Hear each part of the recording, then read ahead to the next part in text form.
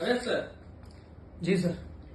ગણિત વિષય સર દરેક વિદ્યાર્થીઓને અઘરો લાગતો હોય છે. ગણતરીઓમાં ભૂલ થતી હોય છે, સૂત્રો યાદ નથી રહેતા અને છેલ્લે પછી દાખલાઓનો જવાબ આવતો નથી. તો સાહેબ આમાં શું કરી શકાય? વ્યવસ્થિત પ્રશ્ન છે સાહેબ તમારો. ગણિત વિષય છે ને સાહેબ, ગણિત એ પ્રેક્ટિકલ સબ્જેક્ટ છે, બરાબર.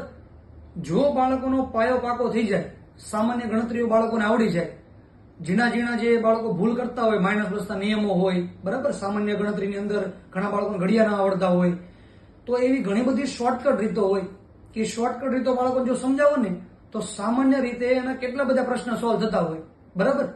એટલે આ પ્રશ્ન નિરાકરણ માટે વિદ્યાર્થીઓને આખો બેઝિક મેથ્સનો આપણે કોર્સ કરાવવાના છીએ. તો બેઝિક મેથ્સનો કોર્સ બાળકો કરી લેશે ને તો એ બાળકોના સામાન્ય ગણતરીઓ બધી સોલ્વ થઈ જશે, બરાબર. તો વિદ્યાર્થી મિત્રો, જો તમને પણ આવા ઝીણા ઝીણા પ્રશ્ન લાગતા હોય અને આનું સોલ્યુશન તમે ઈચ્છતા હોય તો ફોકસ ક્લાસીસની એકવાર અવશ્ય મુલાકાત લેશો. તમારું ગણિત 100% પાવરફુલ થશે. અત્યારે જે ગણિત આવડે છે એના કરતાં 100% સુધારો જોવા મળશે. અને આવું ગણિત શીખવા માટે ફોકસ એજ્યુકેશનની એકવાર મુલાકાત જરૂરી છે. Thank you.